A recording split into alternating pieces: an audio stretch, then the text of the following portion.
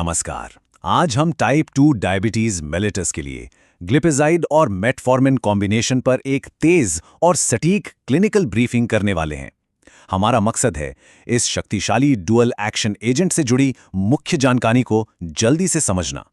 तो आज हम इन 5 हिस्सों पर बात करेंगे। सबसे पहले ये दवा काम कैसे करती है, फिर इसका इस्तेमाल कहाँ होता है, इसके ज़रूरी सेफ्टी प्रोटोकॉल्स क्या हैं, भारतीय बाजार में इसकी क्या जगह है और आखिर में कुछ अहम सवालों के जवाब। तो चलिए सीधे इसके काम करने के तरीके से शुरू करते हैं। आखिर ये कॉम्बिनेशन काम कैसे करता है?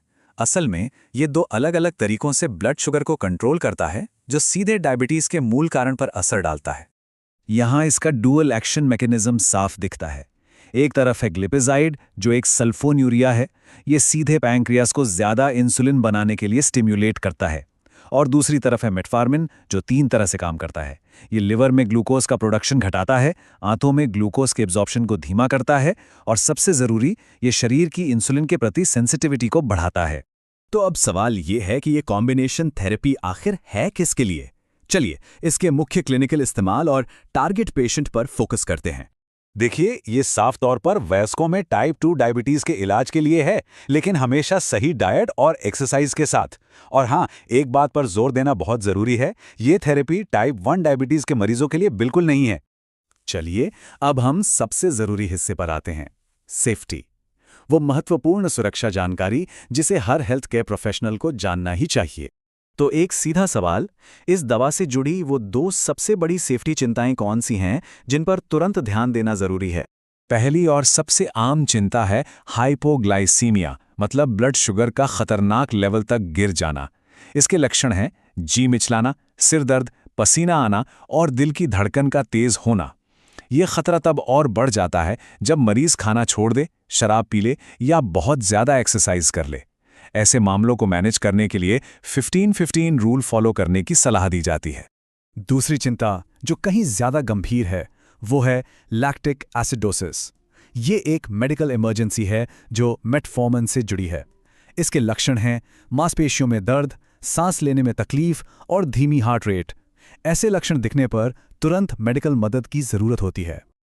और इसकी गंभीरता को ये एक्सपर्ट स्टेटमेंट साफ करता है। यह एक दुर्लभ लेकिन गंभीर स्थिति लैक्टिक एसिडोसिस का कारण बन सकता है। इस बात को हल्के में नहीं लिया जा सकता। तो इसका मतलब ये है कि कुछ साफ रेड लाइंस हैं। ये दवा उन मरीजों में इस्तेमाल नहीं होनी चाहिए जिन्हें मध्यम से लेकर गंभीर किडनी की बीमारी है या जिन्हें मेटाबॉलिक एसिडोसिस है। शराब का सेवन तो बिल्कुल मना है और किसी भी सर्जरी से पहले डॉक्टर को बताना बहुत ज़रूरी है। अच्छा, क्लिनिकल डेटा से आगे बढ़ते हैं और अब ज़रा भारत में मार्केट के हालात को समझते हैं। ये स्लाइड भारत के टॉप 5 ब्रांड्स दिखा रही है। ग्लाइमेज एमएफ यूएसवी का, डिबेजाइडम माइक्रोलैब्स का, Glimet Frank Indian, glycine MF Unison और मेटाग्लेज अरिस्टो। जैसा कि आप देख सकते हैं, इनकी कीमतें भी ब्रांड और डोज के हिसाब से काफ़ी अलग-अलग हैं। चलिए इस ब्रीफिंग को ख़त्म करने से पहले कुछ और ज़रूरी क्लिनिकल पॉइंट्स पर एक रैपिड फायर Q&A कर लेते हैं।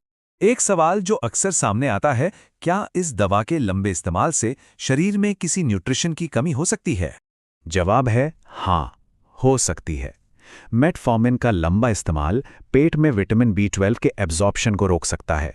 अगर इस पर ध्यान ना दिया जाए तो इससे एनीमिया और नर्व से जुड़ी समस्याएं हो सकती हैं, जैसे हाथों पैरों में झुनझुनी या चलने में बैलेंस बिगड़ना। इसलिए समय समय पर विटामिन B12 की जांच करवाना अच्छा रहता है। अपर्णा, गंभीर जोखिमों के अलावा ये जानना भी जरूरी है कि वो कौन से आम साइड इफ़ेक्ट्स हैं जो मरीजों को महसूस हो सकते हैं पर जो उतने गंभीर नहीं होते। तो देखिए, सबसे आम साइड इफ़ेक्ट्स में हाइपोग्लाइसीमिया, सिरदर्द, दस्त, जी मिचलाना और मुंह का स्वाद बदलना शामिल हैं। कुछ मामलों में अपर रेस्पिरेटरी ट्रैक्ट इन्फेक्शन भी देखा गया है। मरीज को इन सब के बारे में पहले से बता देना जरूरी है। इन सभी बातों के बाद अब हम आखिरी और सबसे अहम सवाल पर आते हैं। एक असरदार पेशेंट मैनेजमेंट के लिए वो सबसे ज़रूरी कदम क्या है?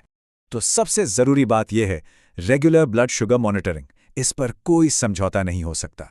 ये सिर्फ हाइपोग्लाइसीमिया के खतरे को मैनेज करने के लिए ही नहीं, बल्कि ये पक्का करने के लिए भी ज़रूरी है कि दवा असरदार तरीके से काम कर रही है। यही इस पूरी ब्रीफिंग का सबसे बड़ा टेक अवे है।